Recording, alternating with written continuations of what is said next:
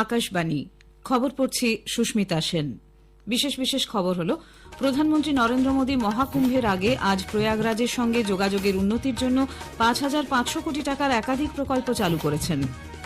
ভারতীয় সংবিধানের ৭৫ বছর উপলক্ষে লোকসভা প্রতিরক্ষামন্ত্রী রাজনাথ সিং আলোচনার সূত্রপাত করে বলেছেন, সংবিধান কোনো একটি দলের অবদান নয়, বরং এটি একটি রূপান্তরের নথি, যাতে ভারতের মূল্যবোধ প্রতিফলিত হয়েছে।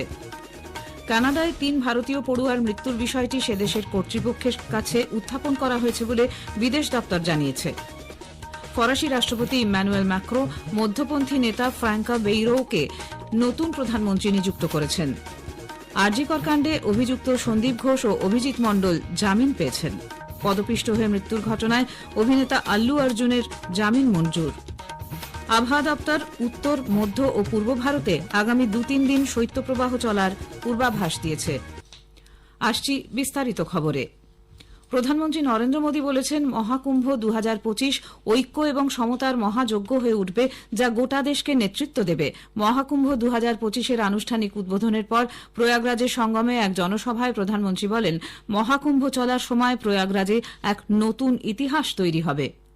महाकुंभ हजारों वर्ष पहले से चली आ रही हमारे देश की सांस्कृतिक आध्यात्मिक यात्रा का पुण्य और जीवंत प्रतीक है।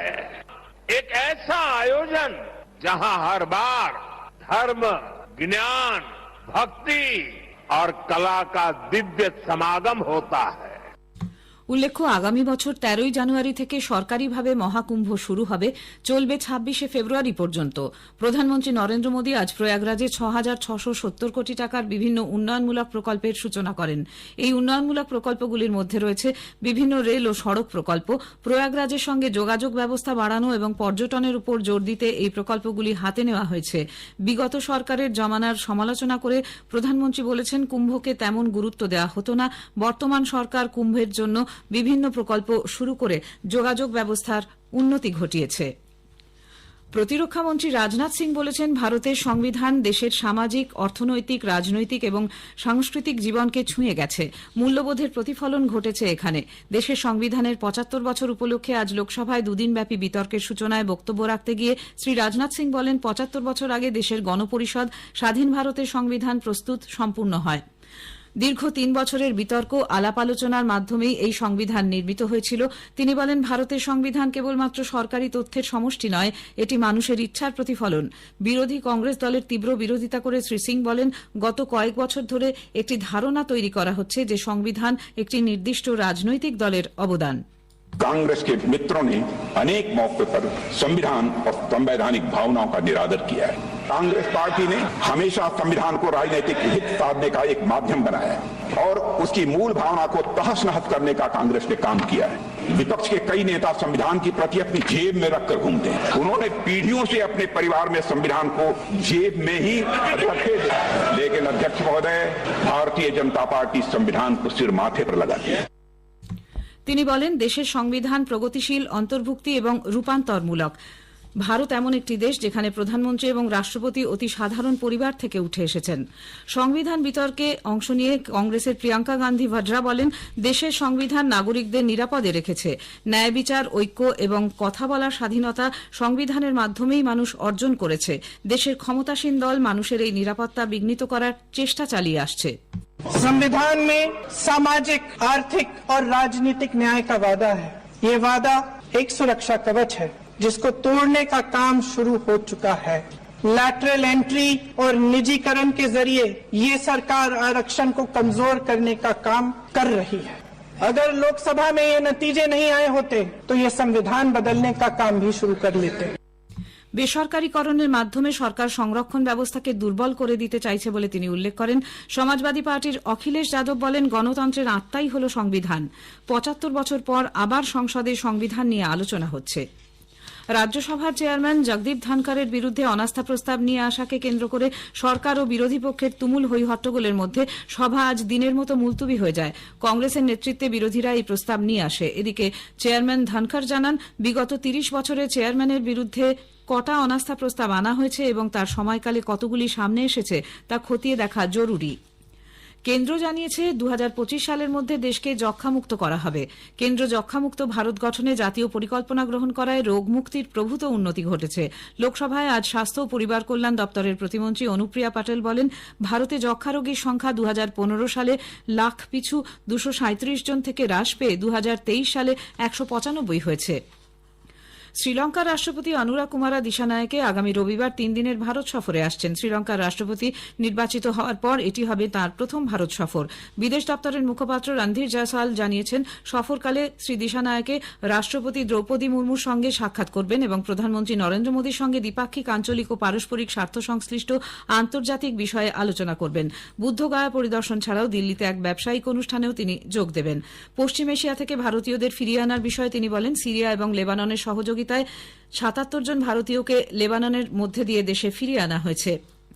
কানাডায় 3 ভারতীয় পড়ুয়ার মৃত্যুর বিষয়ে শ্রী জয়সওয়াল বলেছেন, ভারত সেদেশের কর্তৃপক্ষের সঙ্গে বিষয়টি নিয়ে কথা বলেছে এবং ঘটনার পূর্ণাঙ্গ তদন্তের জন্য ভারতের হাইকমিশন স্থানীয় কর্তৃপক্ষের সঙ্গে যোগাযোগ রেখে চলেছেন। Safety and security and welfare of Indian nationals, in particular students, for us in Canada and elsewhere is a matter of paramount importance. Our High Commission in Ottawa and our consulates are in regular touch with local authorities for their welfare and for their safety. We have also issued advisory for our nationals and our students to exercise extreme caution and remain vigilant in view of the deteriorating security environment in Canada as a result of the growing incidents of hate crimes and criminal violence. বিদেশ সচিব বিক্রম মিশ্রির বাংলাদেশ সফরের বিষয়ে শ্রী জয়সওয়াল বলেছেন, ভারত একটি গণতান্ত্রিক, স্থিতিশীল, শান্তিপূর্ণ ও প্রগতিশীল বাংলাদেশকে সমর্থন করে তা বিদেশ সচিব আগেই জানিয়ে দিয়েছেন। বাংলাদেশে সংখ্যালঘুদের নিরাপত্তা ও কল্যাণের বিষয়ে ভারতের উদ্বেগের বিষয় নিয়ে শ্রী মিশ্রি সেদেশের কর্তৃপক্ষকে জানিয়েছেন। বিদেশমন্ত্রী ড এস জয়শঙ্কর বলেছেন, ভারত আশা করে যে বাংলাদেশ তার নিজের স্বার্থে সংখ্যালঘুদের নিরাপত্তা সুনিশ্চিত করবে। লোকসভায় আজ তিনি বলেন, বাংলাদেশে সংখ্যালঘুদের ওপর একের পর এক আক্রমণের ঘটনায় ভারত চিন্তিত এবং সেদেশের কর্তৃপক্ষের বিষয়টি নজরে আনা হয়েছে। ভারত বাংলাদেশ সম্পর্কের ওপর ঘনিয়ে আসা রাজনৈতিক কুয়াশা দূর করার ওপর বাংলাদেশের পরিবেশ বিষয়ক উপদেষ্টা সৈয়দা রিজওয়ানা হাসান গুরুত্ব দিয়েছেন। আজ ঢাকায় তিনি সাংবাদিকদের বলেন, উভয় দেশের স্বার্থেই এই সম্পর্ক স্বচ্ছ করতে হবে। বিদেশমন্ত্রী ড এস জয়শঙ্কর আজ নতুন দিল্লিতে বিভিন্ন দেশের রাষ্ট্রদূতদের সঙ্গে বৈঠক করেন। জাপানের রাষ্ট্রদূত ওনো কেইচি, বেলারুশের রাষ্ট্রদূত মিখাইল কাস্কো, আর্মেনিয়ার রাষ্ট্রদূত ভাগান আফিয়ানের সঙ্গে দ্বিপাক্ষিক ও আন্তর্জাতিক ইস্যু নিয়ে তিনি কথা বলেন। বিদেশমন্ত্রী ব্রুনেইয়ের হাইকমিশনার আলাউদ্দিন তাহাকে বিদায় সম্ভাষণও জানান। খবর শুনছেন আকাশবাণী থেকে। আমাদের সংবাদ শোনা যাবে ইউটিউব চ্যানেল আকাশবাণী সংবাদ বাংলা, ফেসবুক ও ইনস্টাগ্রাম আকাশবাণী সংবাদ কলকাতা এবং এক্স হ্যান্ডেল ও এআইআর নিউজ কলকাতায়। ফরাসি রাষ্ট্রদূত ইমানুয়েল ম্যাক্রো আজ মধ্যপন্থী নেতা ফ্রাঙ্কোয়েজ বেইরিওকে দেশের নতুন প্রধানমন্ত্রী হিসেবে নিয়োগ করেছেন। অনাস্থা ভোটে আগের সরকার বরখাস্ত হওয়ায় তিনি এই সিদ্ধান্ত নেন। উল্লেখ্য, বেইরো চলতি বছরে দেশের 4র্থ প্রধানমন্ত্রী। এর আগের প্রধানমন্ত্রী মিশেল বার্নিয়ার মাত্র 3 মাস ক্ষমতায় ছিলেন। তিনি ফ্রান্সের গণতান্ত্রিক ইতিহাসে সবচেয়ে কম সময় ক্ষমতাসীন ছিলেন। আরজিকর মেডিকেল কলেজ ও হাসপাতালে চিকিৎসক পড়ুয়ার ধর্ষণ ও খুনের ঘটনায় জামিন পেলেন হাসপাতালের তৎকালীন অধ্যক্ষ সন্দীপ ঘোষ। টালা থানার প্রাক্তন ওসি অভিজিৎ মণ্ডলও জামিন পেয়েছেন। আজ শিয়ালদায় সিবিআই আদালত এই নির্দেশ দিয়েছে। 90 দিন পরেও সিবিআই চার্জশিট জমা দিতে না পারায় জামিন পেয়েছেন এই দুজন। 2000 টাকার ব্যক্তিগত বন্ডে তাদের জামিন মঞ্জুর করা হয়। উল্লেখ্য, আরজিকর হাসপাতালের আর্থিক দুর্নীতিকাণ্ডের তদন্তে নেমে সন্দীপকে গ্রেপ্তার করেছিল সিবিআই। পরে গত 15 সেপ্টেম্বর তাকে চিকিৎসকের ধর্ষণ ও খুনের মামলায় প্রমাণ লোপাটের অভিযোগে গ্রেপ্তার দেখায় সিবিআই। অভিজিৎ জামিনে ছাড়া পাবেন, তবে সন্দীপকে এখনও জেলেই থাকতে হবে। তাদের এই জামিন পাওয়ার ঘটনায় চূড়ান্ত হতাশা ব্যক্ত করেছেন নির্যাতিতার মা। আরজিকর কাণ্ডের 2 অভিযুক্তের জামিনের বিষয়ে পুর নগর উন্নয়ন মন্ত্রী ফিরহাদ হাকিম কোনো মন্তব্য করতে না চাইলেও রাজ্য সরকারের সিট তদন্তভার হাতে নিলে এতদিনে দোষীর ফাঁসি হয়ে যেত বলে অভিমত প্রকাশ করেন। নিয়োগ দুর্নীতির তদন্তে ইডির মামলায় আজ সুপ্রিম কোর্টে জামিন পেয়েছেন রাজ্যের প্রাক্তন শিক্ষামন্ত্রী পার্থ চট্টোপাধ্যায়। গত 4 ডিসেম্বর শীর্ষ আদালতে পার্থর জামিনের মামলার শুনানি শেষ হয়। ওই দিন রায়দান স্থগিত রেখেছিলেন বিচারপতিরা। আজ আদালত জানিয়েছে 1 ফেব্রুয়ারির মধ্যে পার্থ জামিন পাবেন। হায়দ্রাবাদে একটি সিনেমা হলের সামনে পদপৃষ্ঠে মৃত্যুর ঘটনায় গ্রেপ্তার হওয়া অভিনেতা আল্লু অর্জুনকে 4 সপ্তাহের জন্য জামিন মঞ্জুর করেছে আদালত অভিনেতাকে 50,000 টাকা জামিন দিতে বলেছেন। এর আগে এক স্থানীয় আদালত 14 দিনের জন্য আবার হেফাজতে পাঠায় তাকে। পুষ্পা 2 ছবির প্রিমিয়ার শো এর সময় হায়দ্রাবাদের সন্ধ্যা থিয়েটারে প্রচণ্ড ভিড়ের চাপে এক মহিলার মৃত্যু হয়। গুরুতর জখম হয় তার নাবালক পুত্র। পুলিশ কমিশনার জানান, এই ঘটনায় আল্লু অর্জুনকে গ্রেপ্তার করা হয়েছে। ভারতীয় আবহাওয়া দপ্তর উত্তর ও মধ্য ভারতে আগামী 2 থেকে 3 দিন শৈত্যপ্রবাহ চলবে বলে পূর্বাভাস দিয়েছে। জম্মু কাশ্মীর, লাদাখ, পাঞ্জাব, হরিয়ানা, চণ্ডীগড়, রাজস্থান, উত্তরপ্রদেশ, মধ্যপ্রদেশ এবং ছত্তিশগড়ের বেশ কিছু অংশে তীব্র শৈত্যপ্রবাহ চলবে। গাঙ্গেয় পশ্চিমবঙ্গ, বিহার ও ঝাড়খণ্ডের ওপরে আগামীকাল পর্যন্ত শৈত্যপ্রবাহ থাকবে। শেষ করার আগে খবরের বিশেষ কিছু অংশ আরেকবার। প্রধানমন্ত্রী নরেন্দ্র মোদী মহাকুম্ভের আগে আজ প্রয়াগরাজের সঙ্গে যোগাযোগের উন্নতির জন্য 5,500 কোটি টাকার একাধিক প্রকল্প চালু করেছেন। ভারতীয় সংবিধানের 75 বছর উপলক্ষে লোকসভায় দুদিনের বিশেষ আলোচনা শুরু হয়েছে। কানাডায় 3 ভারতীয় পড়ুয়ার মৃত্যুর বিষয়টি সেদেশের কর্তৃপক্ষের কাছে উত্থাপন করা হয়েছে বলে বিদেশ দপ্তর জানিয়েছে। খবর এখনকার মতো এ পর্যন্ত। পরের